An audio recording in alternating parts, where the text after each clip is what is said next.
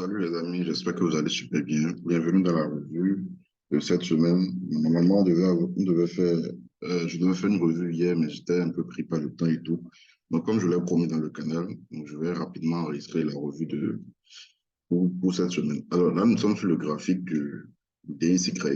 Au cours de la semaine précédente, vous avez remarqué, on a eu une forte accélération à la baisse sur le dollar. Je crois qu'il y avait une information, voilà, il y avait l'IPC, je crois, l'IPC aux États-Unis, l'inflation qui a vraiment chuté.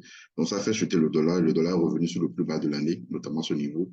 Donc, j'avais parlé de ça. Bon, j'ai parlé de ça dans le canal, dans le groupe Telegram dont je vous avais parlé la dernière fois, le groupe dans lequel je fais un suivi, d'accord, avec les participants, ceux qui avaient participé au dernier séminaire à Cotonou et également ceux qui voulaient s'inscrire dans ce groupe-là. Puisque, comme je l'ai dit, euh, pour pouvoir intégrer le groupe, la seule condition, c'est d'ouvrir un compte à travers mon lien de partenariat avec INSEM, d'accord, d'ouvrir un compte. Si vous avez déjà un compte, vous ouvrez simplement un compte supplémentaire.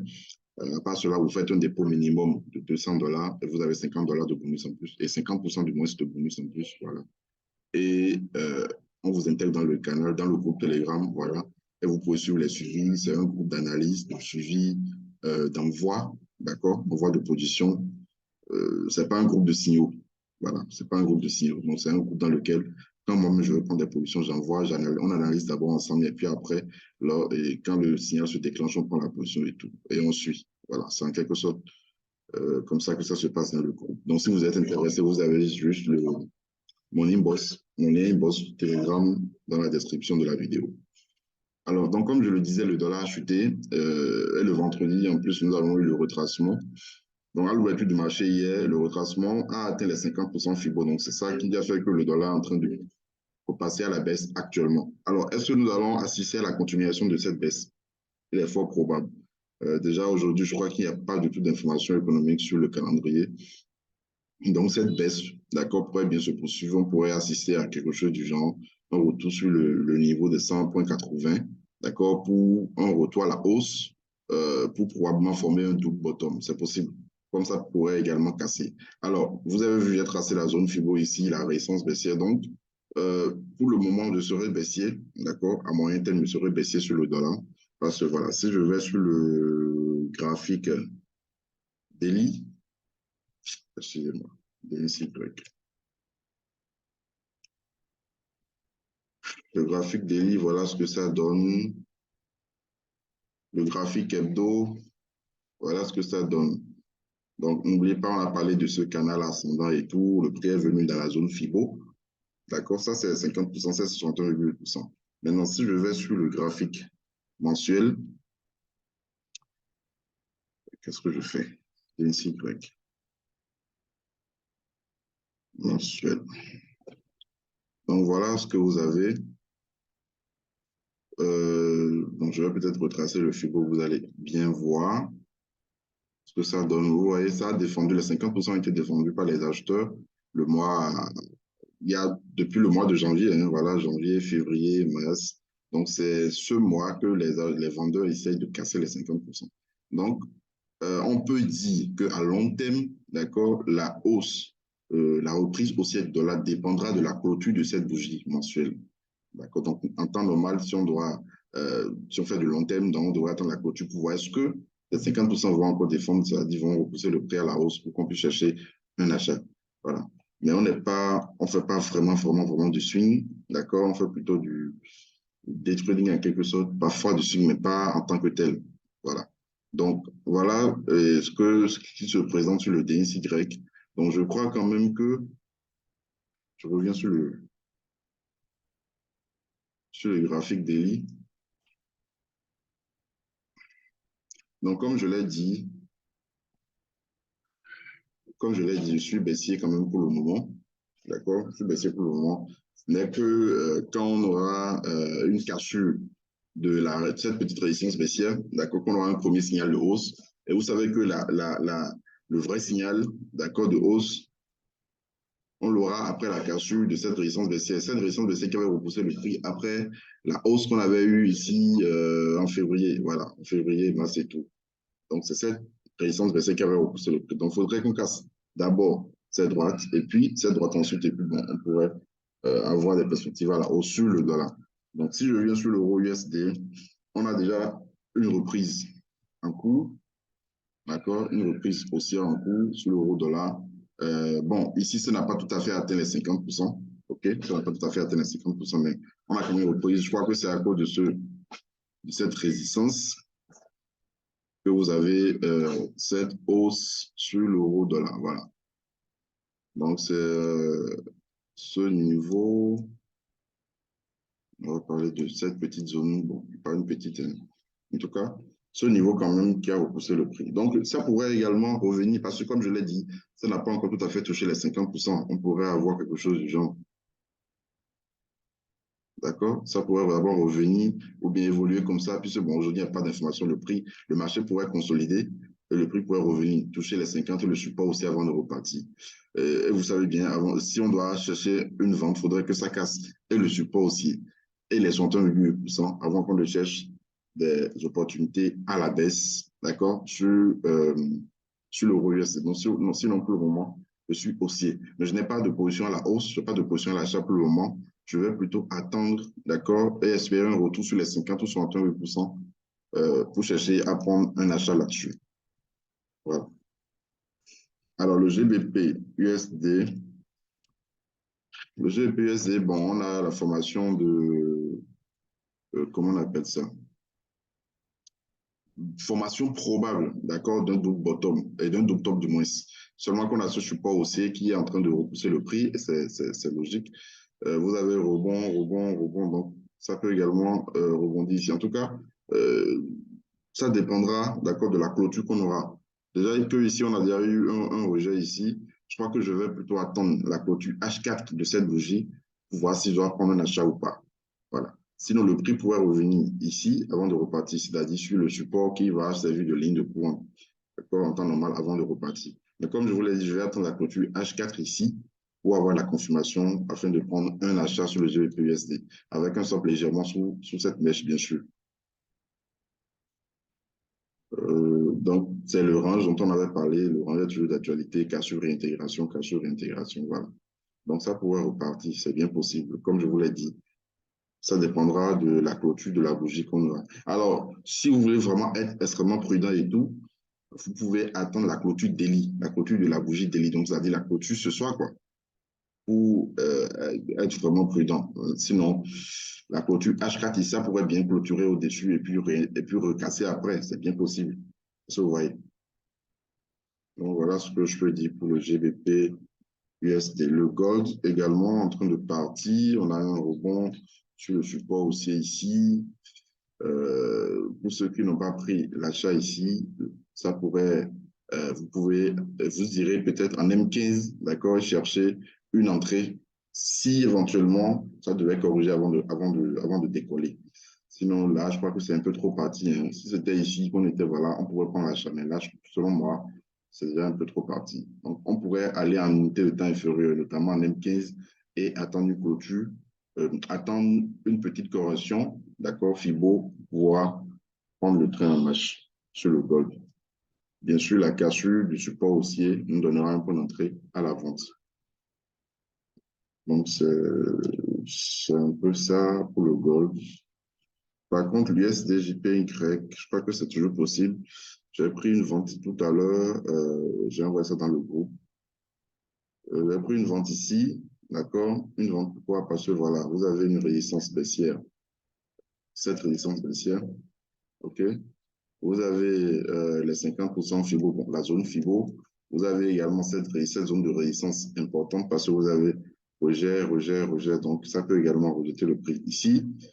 Et bon, j'ai tracé cette petite droite qui passe par les sommets qui a également joué son rôle ici. Donc, j'ai pris une vente. Maintenant, je l'ai dit, voilà, attention, le prix pourrait bien venir chercher les 61,8% avant de redescendre. Donc, il faudrait voir en fonction de votre capital, de la marge dont vous disposez avant de chercher à prendre cette position.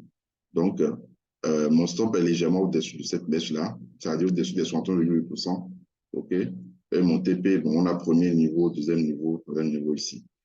Voilà.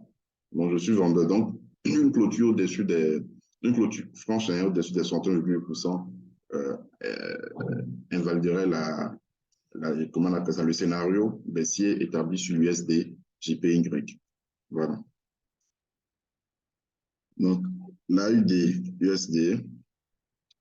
Alors, AUD USD ici, je n'ai pas de position là-dessus. Je voulais un achat ici, mais c'est pas encore vraiment clair. Donc, je me dis, le prix pourrait d'abord revenir en bas ici avant de partir. Toujours est-il que, je viens en achetant rapidement. Voilà, toujours est-il que euh, ça pourrait casser, d'accord, le prix. On pourrait assister à une cassure de ce petit support aussi, c'est bien possible. Et là, bon, je ne vais pas prendre de vente, d'accord? Je ne vais pas prendre de vente, je vais plutôt attendre. Parce que vous allez voir le marché, la UDSD évolue normalement dans ce drapeau ascendant. Ça évolue dans ce drapeau ascendant depuis un bon moment. Ouais, là, on a eu une fausse cassure, réintégration, et là, c'est en train de revenir un peu. Donc, j'ai ramené carrément à la droite ici, j'ai tracé ce petit support haussier, donc je me dis, voilà, il vaut mieux attendre carrément et voir comment ça va réagir. Sinon, voilà, ça va encore réintégrer, repartir, casser et tout. Donc, pour résumer la UDUSD, si éventuellement on doit avoir cassure, je ne vais pas prendre. Bon, vous pouvez prendre, vous pouvez chercher une vente. Si ça dépassait par exemple ce plus bas, là, vous pouvez chercher une vente. Sur ça, avec comme objectif le support aussi en bas ici. Mais moi, je vais l'attendre ici et voir comment ça va réagir. Parce que ce n'est que la cassure de ce support qui pourrait nous donner vraiment le tempo pour la baisse. Alors, bien sûr, comme je l'ai dit, vous pouvez chercher à prendre cette vente-là si on dépassait ce plus bas là, formé à l'ouverture du marché hier. Maintenant, la hausse m'intéresse quand même. La hausse m'intéresse parce que je me dis, voilà, on pourrait surveiller en H4. Bon, là, même on a une clôture H1. On pourrait surveiller une clôture H4 et voir comment ça va se passer. Si réintégration, on pourrait chercher un petit achat. Mais bon, c'est pas vraiment clair. C'est pas vraiment la configuration que j'aime. Bon, je vais pas trop m'attarder là-dessus. À part cela, il y a l'euro AUD qui est quand même intéressant. Qui est quand même intéressant. On avait pris une vente là-dessus la semaine passée. OK, l'objectif n'a pas tout à fait été atteint, mais on était quand même à plus de la moitié du TP. Donc, fermeture de la moitié des gains. Et puis, break-even et tout, c'est sorti. Bref, le prix est revenu. C'était le vendredi, je crois. Là, nous sommes en train d'assister. Bon, on a eu un pullback.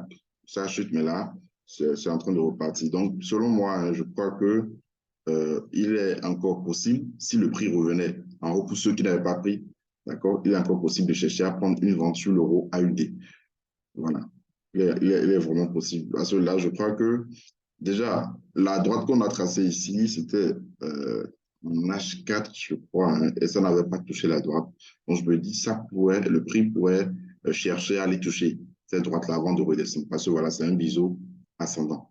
Donc, on s'était servi de cette droite à l'intérieur pour prendre position, en fait. Donc, pourquoi pas le prix pourrait aller chercher d'abord cette droite-là avant de redescendre. C'est bien possible. En tout cas, tant qu'on est en dessous, sur la droite ici, je serai vendeur sur l'euro AUD. Donc, ça fait partie d'un des plans favoris. Ainsi que l'euro NZD également. L'euro NZD, voilà. L'euro NZD, par contre, a déjà... On avait pris également une vente, je crois, hein, ici. Et puis là, c'est revenu totalement. Bon, break-even et tout, on est sorti. Donc, je me dis, ici également, c'est encore possible. D'accord? C'est encore possible. Si le prix revenait toucher la résistance en haut ici, on pourrait également chercher une vente là-dessus. Donc, c'est quoi la structure? En daily, vous allez voir, on a quand même pas mal de confirmations. D'accord? On a cette droite et puis on a cette droite ici. Donc, c'est à cause de tout ça qu'on a cherché, on a pris cette vente-là sur le haut NZD. C'est comme si je suis en train d'oublier une paire, je ne me rappelle plus. On a parlé de l'euro, USD, GBP USD également, le gold. Quoi encore? USD ok. Bon, je ne sais pas s'il y a d'autres paires, je vais envoyer ça dans le canal Telegram. Donc voilà à peu près ce dont je voulais parler. Bon, il y a aussi GBP-NZD. GBP-NZD, je crois. J'avais regardé ça hier. C'est intéressant. C'est intéressant, c'est intéressant. Alors, qu'est-ce que vous avez? Vous avez cette résistance baissière? Oui, rejet. Et là, en plus de la droite, la résistance baissière, on a cette droite qui passe également par les sommets. Donc, c'était très bon. C'était la semaine passée, je crois. OK? Donc, je viens en H4. En H4, voilà ce que vous avez. Cachu, pullback en coup. Donc, je me dis, voilà, en fait, c'est en quelque sorte ce que vous avez également sur euh, le roi UDI. Ça, on a une ressemblance parfaite. Donc, ça pourrait également revenir en haut ici avant de redescendre. Bon, en temps, pour ceux qui sont agressifs, j'avais tracé aussi ça. Donc, je me disais que j'allais prendre position, mais avec la clôture H4 qu'on a eu ici. Donc, je ne vais pas prendre position. Je vais plutôt attendre, soit aller en M15, OK, aller en M15, bon, même en M15, c'est pas vraiment ça, hein. Donc, OK, en M15, on pourra tracer quelque chose comme ça, d'accord, et prendre une vente là-dessus. C'est possible, c'est possible. Ça, former ça. OK, donc je crois que c'est possible, hein, en M15, de prendre une vente qui cache ici. Voilà. Sinon, je me dis, soit ça casse et puis on prend une vente, soit et puis ça ira toucher la droite en haut ici. Là, on va vraiment patienter, hein. Ça ira toucher la droite en haut ici avant qu'on ne cherche à prendre une vente là-dessus. En tout cas, on a quand même pas mal de bons plans, d'accord, sur les PN, ZD, AUD et tout. Voilà. Donc, comme je l'ai dit, le RUSD également, ça va être un bon plan si le prix revenait effectivement dans la zone évoquée. Le gold également, ça m'a l'air d'être un très bon plan aussi. Voilà, donc c'est tout ce que j'ai préparé pour vous. On va quand même suivre au cours de la semaine. Donc, comme je vous l'ai dit, le suivi se fait dans le groupe Telegram créé à cet effet. Donc, voilà. Donc, très bonne semaine de trading à vous.